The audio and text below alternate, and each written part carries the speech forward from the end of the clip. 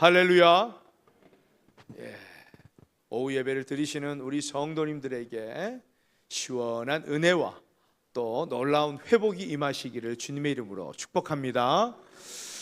여러분, 오늘 몇 월 며칠인지 아는 사람 손 들어 보십시오. 외쳐보세요. 그렇죠. 맞습니다. 6월 30일. 정확하게 6월 28일 이렇게 하시는 분은 그렇게 많지 않습니다. 저도 작정하고 여러분께 말씀드려서 그렇지, 자, 오늘이 며칠입니까? 그러면 드드드드 합니다. 어쩔 수 없어요.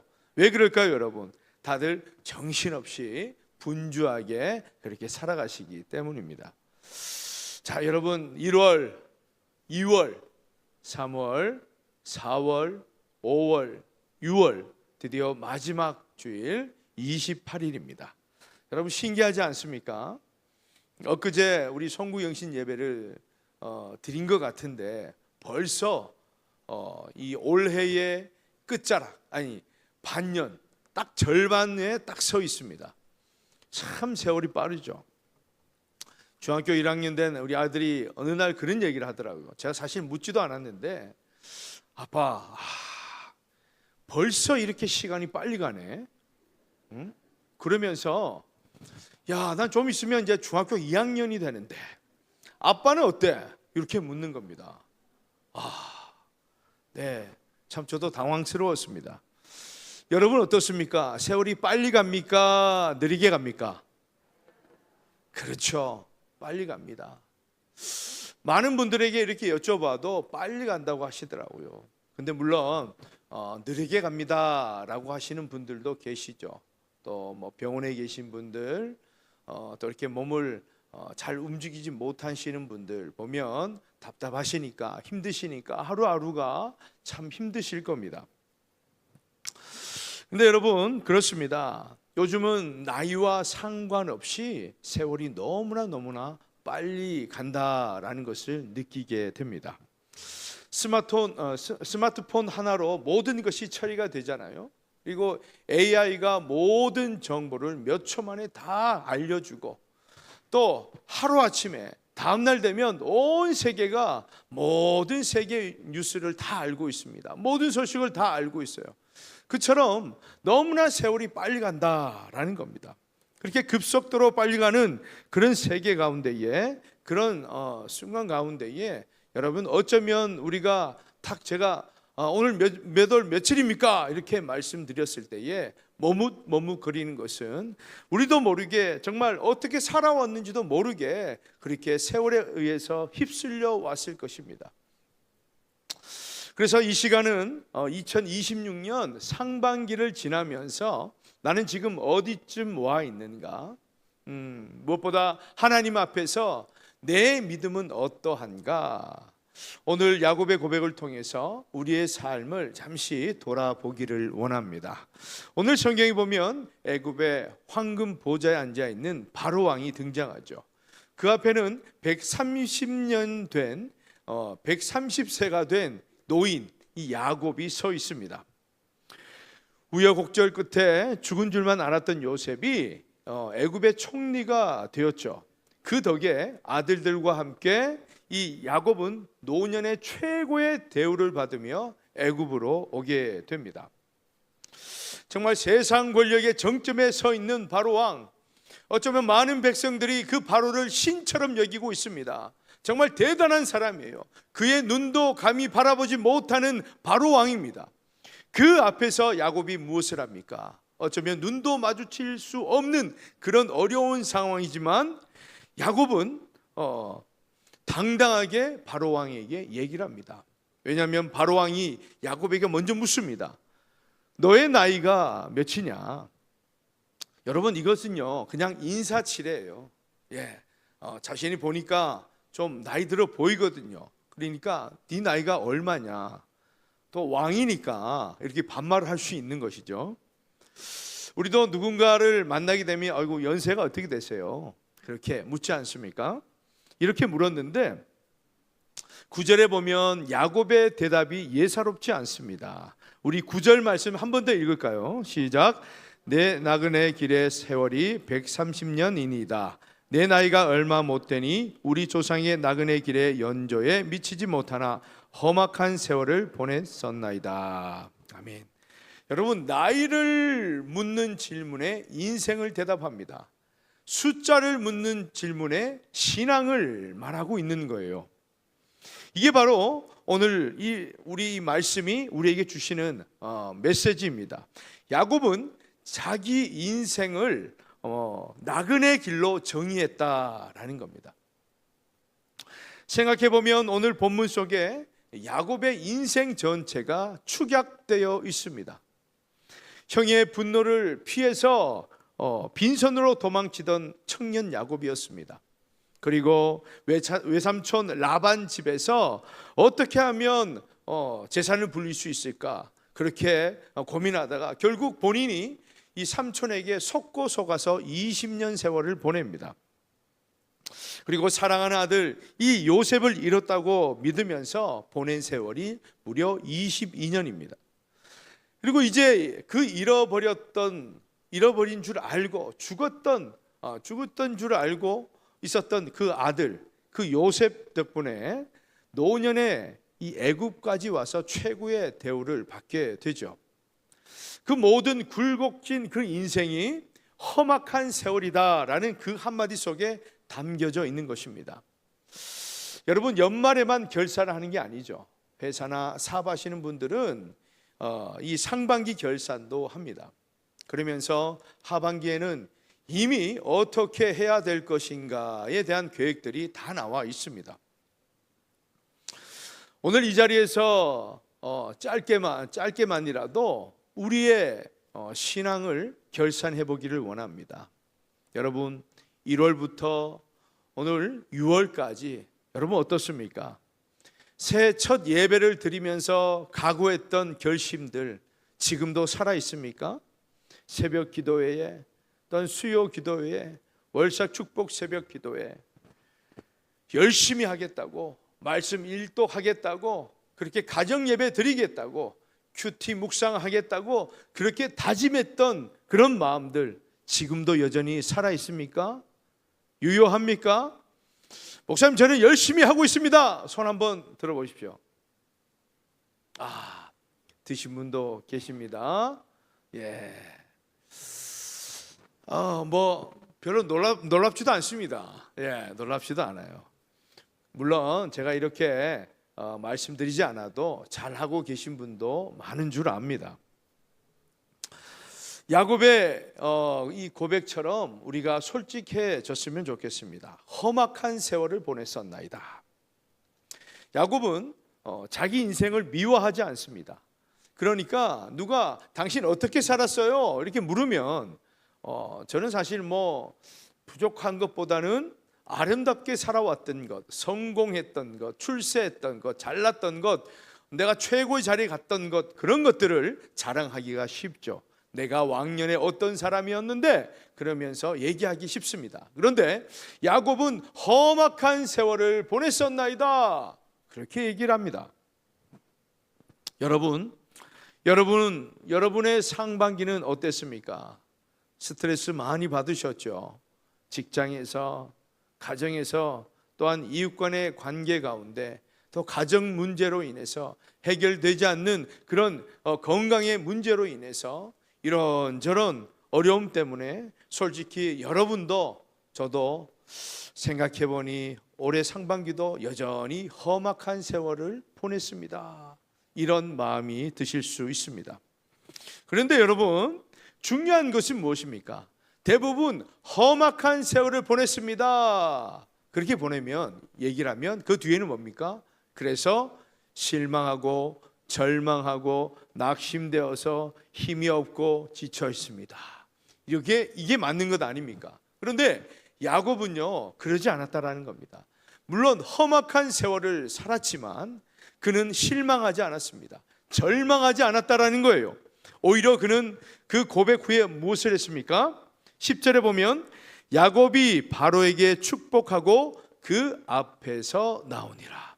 여러분, 절망한 사람이요, 낙심한 사람이요, 보통 사람도 아니고 바로 왕에게 축복할 수 있습니까?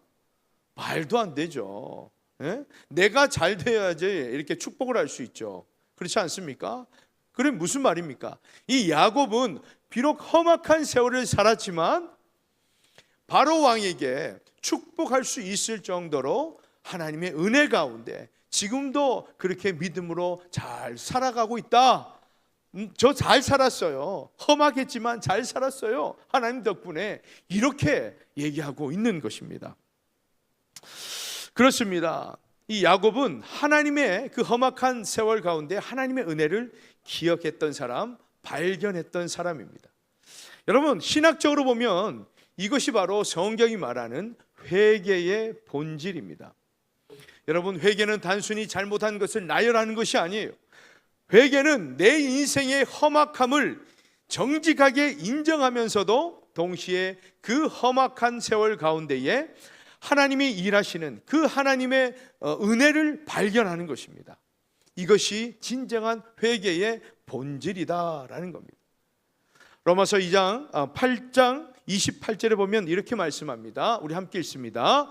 우리가 알거니와 하나님을 사랑하는 자 곧 그의 뜻대로 부르심을 입은 자들에게는 모든 것이 합력하여 선을 이루느니라. 아멘. 여러분, 우리 하나님은요 험악한 세월조차도 들어서 선하게 사용하시는 분이십니다. 믿으십니까?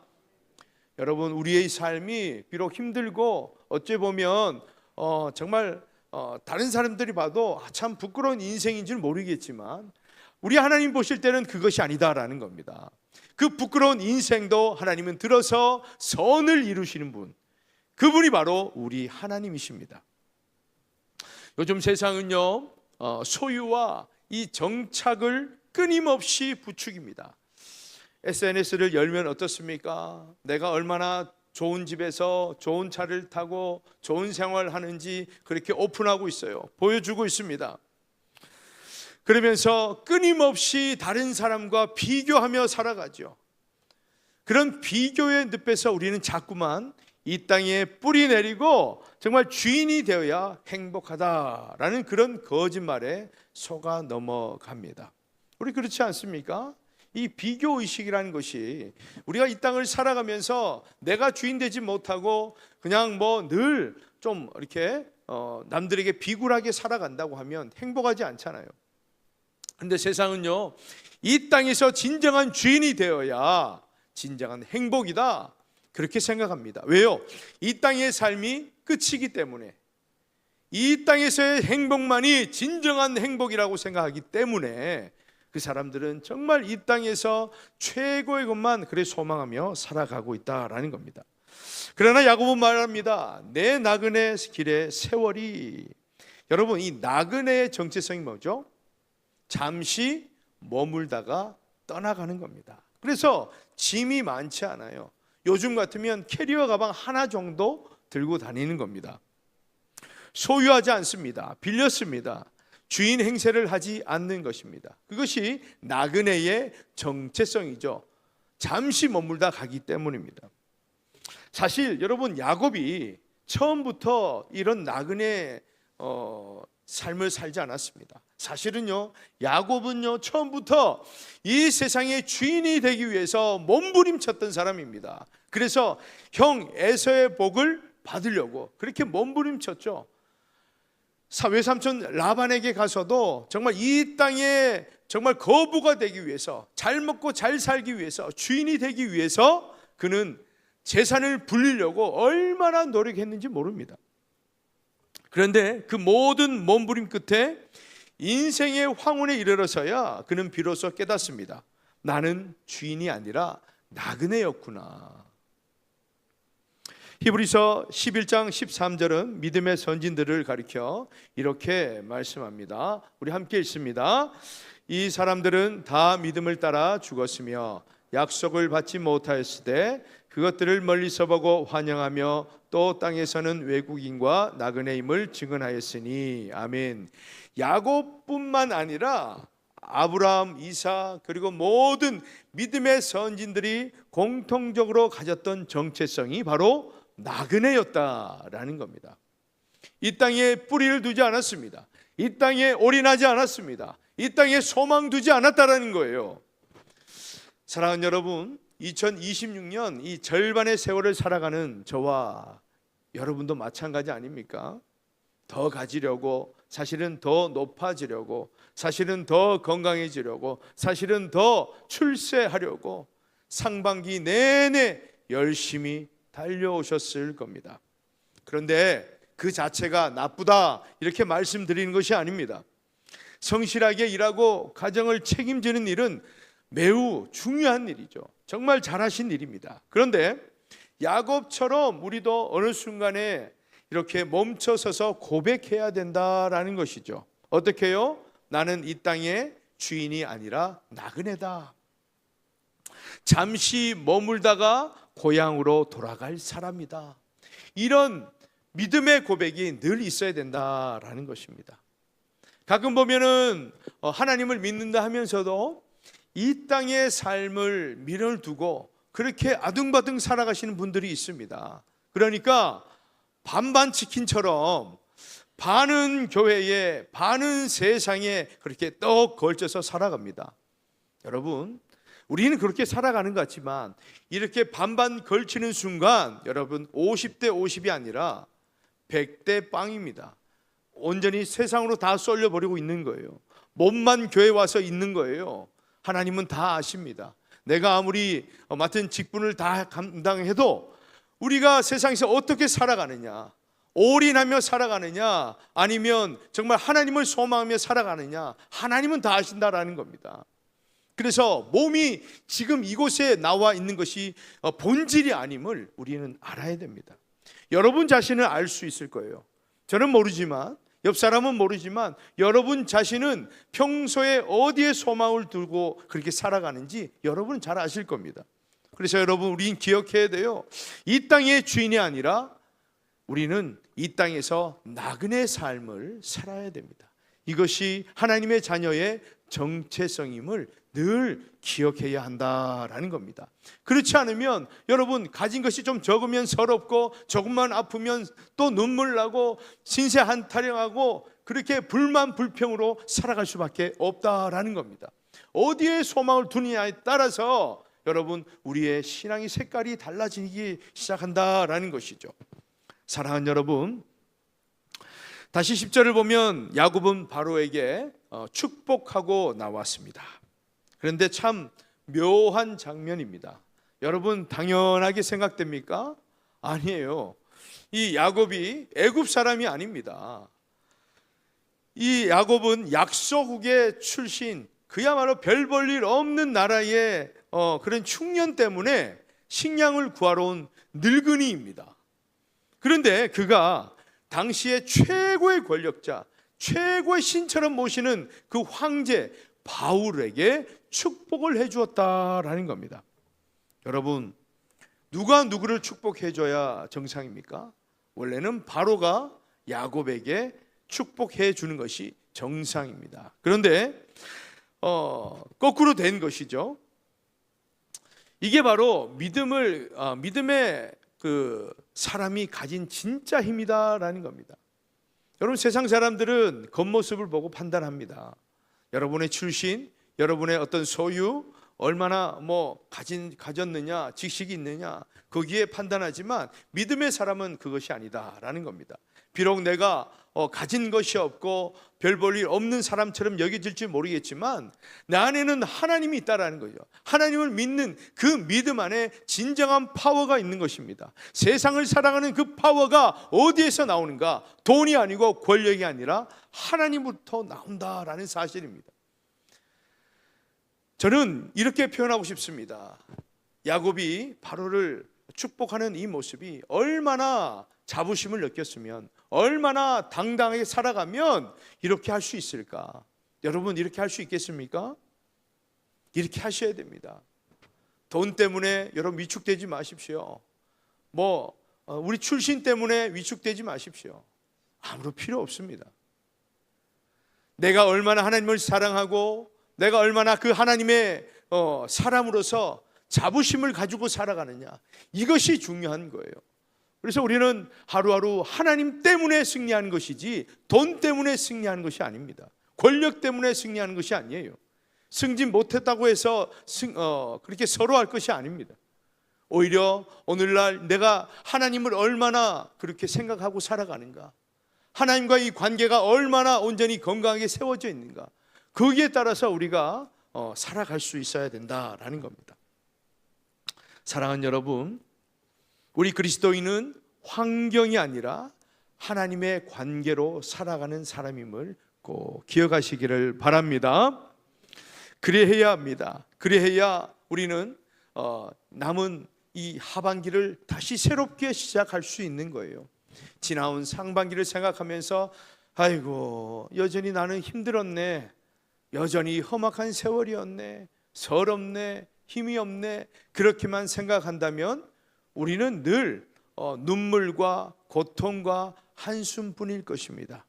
그런데 여러분, 예수 그리스도께서 십자가에서 가장 낮은 자리, 가장 험악한 자리에 내려오셔서 우리를 축복하셨던 것처럼 우리도 험악한 세월 그 한복판에서도 십자가 은혜를 힘입어서 누군가를 축복할 수 있는 사람, 누군가를 정말 사랑하고 정말 복음으로 답할 수 있는 그런 삶을 살아가는 것이 진정한 하나님의 자녀임을 여러분 기억하시기를 축복합니다. 사랑하는 여러분, 오늘은 2026년의 절반의 시간이 지나가는 날입니다.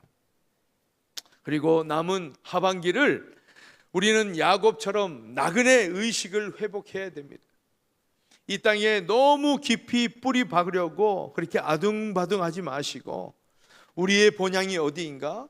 하나님 계시는 정말 그 천국을 바라보면서, 그 소망을 바라보면서 살아가는 것이, 그것이 진짜 시작입니다. 여러분, 상반기 하나님이 함께 하셨음을 믿으시길 바랍니다.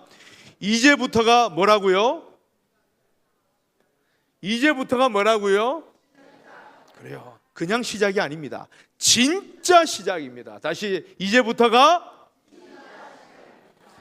아멘. 지나간 상반기는 회개하고 또한 결단하여서 남은 하반기, 시작하는 하반기가 저와 여러분의 진짜 인생이 되시기를, 진짜 시작이 되시기를 주님의 이름으로 축원합니다. 사랑과 풍성하신 하나님 아버지, 2026년의 절반의 세월이 지나는 동안 때로는 험악한 세월이었고 때로는 지치고 넘어지는 시간들도 있었지만 그 모든 순간마다 우리와 함께하여 주신 하나님을 찬양합니다. 야곱이 바로 앞에서 정직하게 자기 인생을 고백했던 것처럼 오늘도 우리 주님 앞에서 우리의 상반기를 정직하게 내려놓습니다. 부족했던 신앙, 게을렀던 기도, 흔들렸던 믿음을 용서하여 주옵소서. 이제는 남은 하반기는 더욱 주님을 의지하며 나그네의 정체성을 잃지 않고 본향을 소망하며 살아가게 하여 주옵소서. 예수님의 이름으로 간절히 기도드리옵나이다. 아멘.